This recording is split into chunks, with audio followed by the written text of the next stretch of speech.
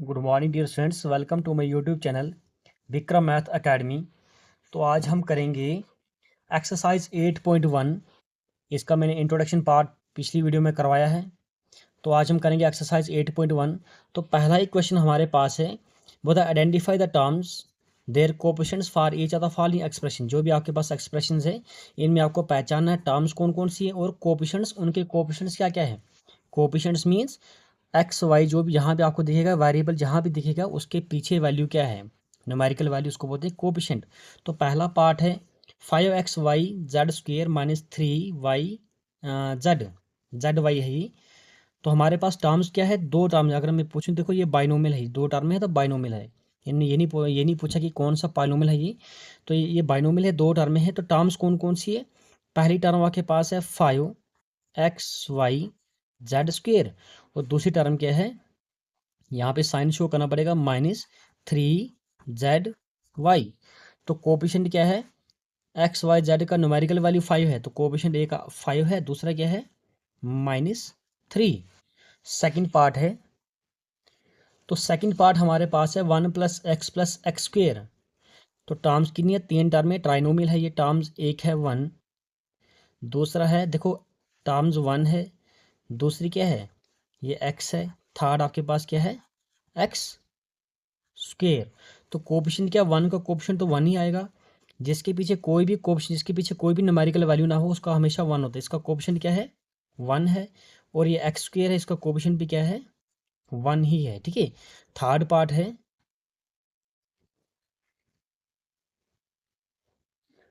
तो third part है 4x² y² - 4x² y² z² + z²। तो देखो मैं सीधा आगे की तरफ लिख रहा हूँ क्योंकि जगह कम है। टर्में कितनी है, दो तीन टर्में हैं। एक टर्म है 4x² y², कामा, दूसरी टर्म है -4x² y² z², तीसरी टर्म है z²। आप नीचे की तरफ लिख लेना, यहाँ पे जगह कम है तभी मैं आगे की तरफ लिख रहा हूँ, आप ऐसे कर लेना, नीचे की तरफ लिख लेना। तो कोएफिशिएंट, पहली टर्म का कोएफिशिएंट क्या है, 4। दूसरी टर्म का कोएफिशिएंट क्या है, देखो इसका पीछे माइनस है, जहाँ पे माइनस होगा आपको माइनस रिप्रेजेंट करना पड़ेगा, -4 है।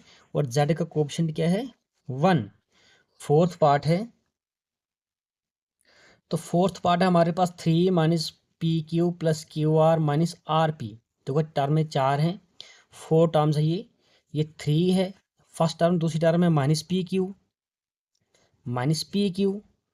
थर्ड टर्म है QR, और फोर्थ टर्म है -RP, जिसके पीछे प्लस लिखने की जरूरत नहीं है।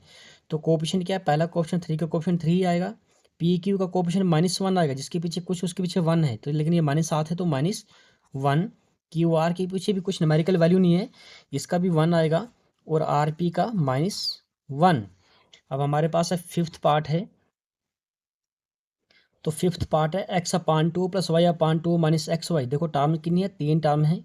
पहली टर्म x/2, दूसरी टर्म है y/2, और थर्ड टर्म है xy -xy। x/2 का कोएफिशिएंट क्या है, हमारे पास क्या है, देखो इस तरह का आता है ये। अगर मैं इधर इधर से समझा रहा हूँ, देखो ये x/2 है, x/2 इसको मैं लिख सकता हूँ 1/2 ऑफ x। ठीक है, कोई चेंजिंग नहीं है। ये इसको मल्टीप्लाई करो 1 × x, तो x ही आएगा, x/2 ही आएगा। तो x का कोएफिशिएंट क्या आएगा, 1/2।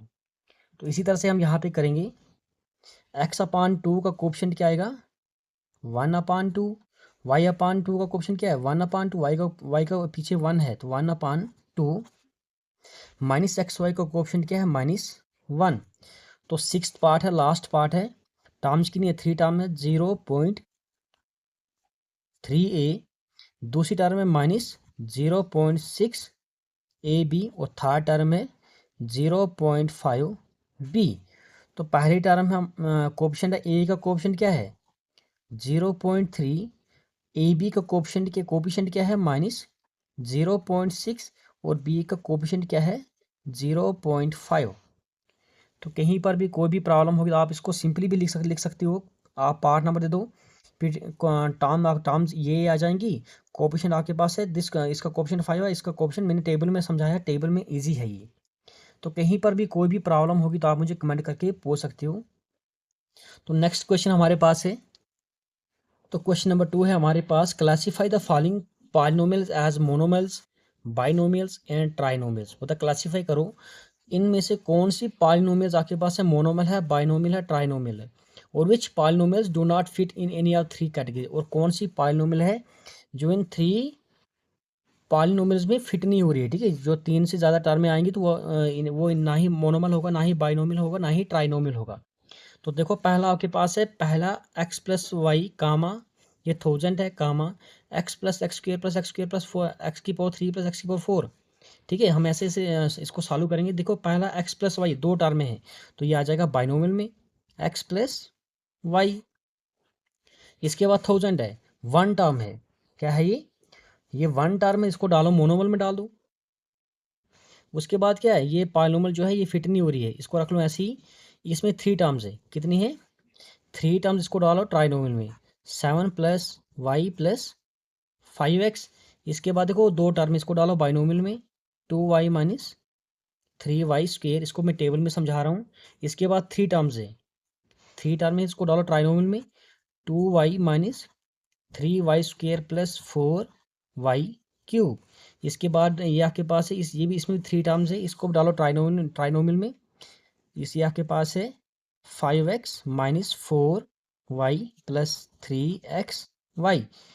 इसमें देखो दो टर्म, इसको डालो बाइनोमियल में 4z माइनस 15z स्क्वेयर।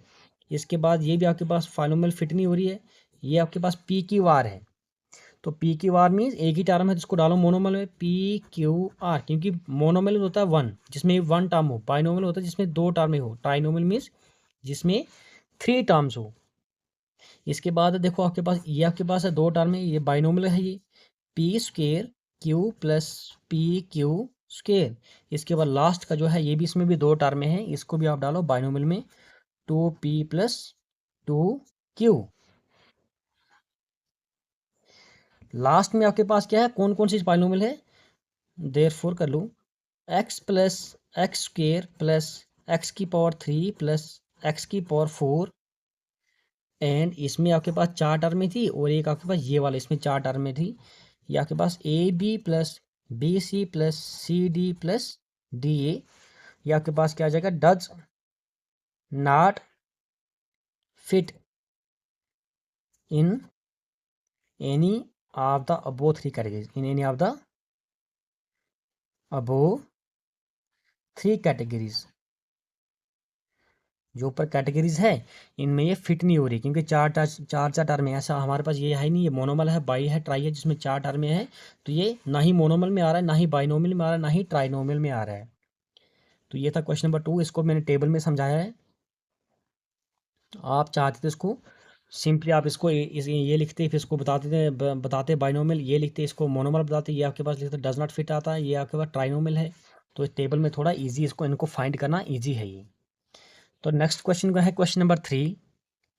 तो क्वेश्चन नंबर 3 है add the following. First part देखो, इन सबको आपने ऐड करना है, A B minus B C comma B C minus C A comma C A minus A B. जहाँ जहाँ कामा है वहाँ वहाँ प्लस लगा लो। ये बनेगा a B minus B c plus b C minus C a plus c A minus A b. तो minus B c plus b c 0, minus C a plus c a 0, plus a B minus A b 0। तो आपके पास क्या आ जाएगा, answer 0 आया। तो second part क्या है, सेकंड पार्ट है a minus b plus a b, b minus c plus b c, c minus a plus a c. आपने इसको भी प्लस करना है, ये बनेगा जहाँ कामा है वहाँ पे ऐड करना है, क्योंकि क्वेश्चन ऐड में है।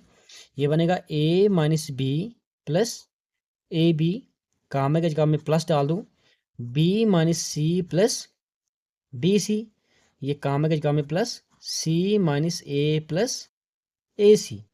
तो आपके पास इसको देखो सिमिलर चीज़ कौन कौन सी है, ये आपके पास आ जाएगा plus a minus c 0, minus b plus b 0, minus c plus c 0।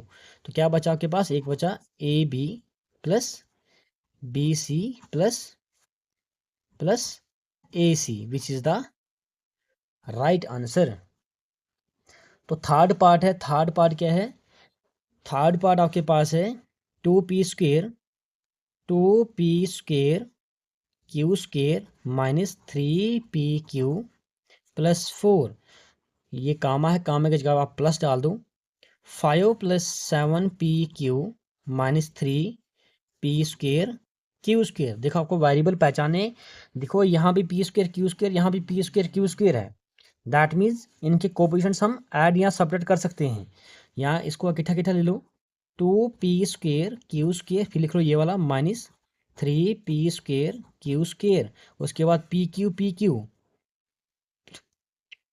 -3pq + 7pq, फिर देखो ये आपके पास क्या कांस्टेंट टर्म में है ये, +4 + 5, तो आपके पास आ जाएगा 2p² q² में से 3p² q² निकाल दो। देखो बड़े के साथ माइनस है, छोटे के साथ प्लस है, तो माइनस आएगा 3p² q² में से 2p² q² निकालो तो एक ही बचेगा p² q²। अब इसके पीछे 1 है, लिखने की जरूरत नहीं है। यहाँ भी माइनस प्लस माइनस है, बड़े के पीछे प्लस है तो प्लस आएगा। 7pq में से 3pq निकाल दो, 4pq + 4 + 5 होता है 9। तो यह आ गया आपके पास राइट आंसर। तो कहीं पर भी कोई भी प्रॉब्लम होगी तो आप मुझे बता सकते हो। नेक्स्ट पार्ट है, तो ये है हमारे पास क्वेश्चन नंबर 3 का 4th पार्ट, और ये लास्ट पार्ट है। बोलता है l² + m², कामा m² + n² कामा n² + l² कामा 2lm + 2mn + 2nl। इन सबको हमने क्या करना, प्लस करना, क्योंकि क्वेश्चन में ऐड बोला है। ये l² + m² का plus m² + n² + n² + l² कामा की जगह प्लस 2lm + 2mn + 2nl। देखो l² + l² क्या होता है, इनके पीछे इसके पीछे 1 है, जिसके पीछे कुछ इसके पीछे 1 है, तो एडिशन में क्या होता है, इनके कोएफिशिएंट्स ऐड होते हैं। इसके पीछे 1, इसके पीछे 1, l² + l² होता है 2l², m² + m², ये भी आ जाएगा 2m², n² + n², 2n² + 2lm + 2mn + 2nl। देखो 2 इसमें भी है, इसमें भी है, इसमें भी है, सब में 2 कॉमन है, ठीक है। तो मैं इसको 2 को ले रहा हूँ कॉमन, पीछे आ जाएगा l² + m² + n² + lm + mn + nl, तो विच is the right answer. Next question हमारे पास है क्वेश्चन नंबर 4। तो क्वेश्चन नंबर 4 है हमारे पास, सब्ट्रैक्ट, जैसे करें solution, subtract 4a - 7ab + 3b + 12 from 12a - 9ab + 5b - 3। तो बोलता है इस चीज़ को सब्ट्रैक्ट करो, इसमें से निकालना। हम हमारे पास जब भी स्टेटमेंट आती है सब्ट्रैक्ट 5 फ्रॉम 10, अगर मैं ऐसे लिखूँ, ऐसे बता दूँ, सब्ट्रैक्ट 5 फ्रॉम 10 मतलब क्या है, 10 में से 5 सब्ट्रैक्ट करना, ठीक है, 5 में से 10 सब्ट्रैक्ट करना। तो इसी तरह से देखो इस टर्म में से ये माइनस करेंगे, जैसे 10 में से 5 माइनस किया तो मेरे पास -5 आ गया, ठीक है। इसी तरह से देखो फ्रॉम वाली टर्म पहले लिख लूँ, यह आ जाएगा 12, यह आ जाएगा 12a - 9ab + 5b - 3 में से आप सब्ट्रैक्ट करो। देखो वेरिएबल से वेरिएबल में मिला दो, ये a यहाँ पर है, इसकी जगह लिख लो 4a - 7ab + 3b + 12। तो हमने क्या करना है, सब्ट्रैक्ट करना है। देखो इसके पीछे क्या है, प्लस है तो नीचे माइनस आएगा, इसके पीछे क्या है, माइनस है तो नीचे प्लस आएगा। इनके साइन चेंज होगी, क्योंकि आपके सब्ट्रैक्ट जब आप करोगे तो माइनस की मल्टीप्लिकेशन सबके साथ होगी, तो माइनस जब अंदर जाएगा तो ये प्लस बना देगा। इसके साइन अल्टरनेट हो जाएंगे, चेंज हो जाएंगे, प्लस है तो माइनस आएगा, प्लस है तो माइनस। तो 12a में से इसके पीछे प्लस है, इसके पीछे जो साइन आएगा वो उसकी वैल्यू खत्म होगी। 12a में से 4a निकाल दो, 8a। देखो ये वैल्यू इसकी वैल्यू नहीं है, ये और ये साइन है। 9ab के पीछे माइनस है और 7ab के पीछे प्लस है, तो बड़े के पीछे माइनस है तो माइनस आएगा। 9ab में से 7ab निकाल दो, 2ab माइनस प्लस माइनस, बड़े के पीछे प्लस है, छोटे के पीछे माइनस है, इसकी वैल्यू खत्म हो गई है। यह आ जाएगा +5b में से 3b, 2b। देखो minus minus plus, sign minus चीज़ें, साइन माइनस का आएगा, चीज़ें प्लस होंगी। 12 + 3 आएगा 15। तो जब हम 12 इसमें से ये टर्म निकालेंगे तो हमारे पास आएगा 8a - 2ab + 2b - 15 is the right answer. Question number 4 का ही ये बी पार्ट है। इसी तरह करो आप, यह आ जाएगा 5xy minus 2yz minus 2zx plus 10xy, z में से आप माइनस करो 3xy plus 5yz minus 7zx। देखो ये वैल्यू आपकी इसके नीचे कुछ भी नहीं है, तो इसके पीछे प्लस है तो माइनस आएगा, प्लस है तो माइनस आएगा, माइनस है तो प्लस आएगा। 5xy में से 3xy निकाल दूँ, 2xy minus minus plus, sign minus का चीज़ें प्लस होंगी, इसकी वैल्यू खत्म हो गई है। 2yz 5yz 7yz minus plus minus बड़े के साथ प्लस है, 7zx में से 2 निकाल दूँ, यह जगह 5zx। तो देखो ये सिंगल बचा है तो इसको ऐसे ही नीचे लाओ, प्लस इसके नीचे आप अगर आप ऐसे भी करोगे प्लस 0xyz, कोई फ़र्क है? जीरो तो जीरो आ जाएगा, तो 10 में से 0 माइनस इसके पीछे माइनस करो तो 0 वही नंबर आएगा। ठीक है, ऐसे समझाने के लिए कर रहा हूँ। इस नंबर को आप ऐसे, जो सेम वेरिएबल नहीं मिलता उसको ऐसे नीचे लाओ, 10xyz which is the right answer. Part number 3 है इसका। तो क्वेश्चन नंबर 4 है, इसका लास्ट पार्ट है ये, और इस एक्सरसाइज का भी लास्ट पार्ट है। 8.1 एक्सरसाइज है ये। तो ये क्या बोल रहा, सब्ट्रैक्ट करो, सब्ट्रैक्ट करना है। बोलता 4p² Q minus 3p³ plus 5p³ square minus 8p plus 7q minus 10 from this term. इसमें से ये माइनस करो, आप पहले ये टर्म लिख लो, यह आ जाएगा 18 minus 3p minus 11q plus 5p³ minus 2p³ square plus 5p²q। इसमें से आप ये चीज़ माइनस करो। देखो पहले क्या है, 4p²q² p² क्यू है ये, तो जहाँ जहाँ जैसे वेरिएबल मिलते हैं उसके नीचे रख लो। p² क्यू है, देखो यहाँ मिल रहा है, इसके नीचे ले लो 4p²q। उसके बाद क्या है pq, तो pq देखो यहाँ पर है, इसके नीचे लिख लो, साइन पीछे ना माइनस है, 3pq। उसके बाद pq² देखो यहाँ पर है, प्लस 5pq²।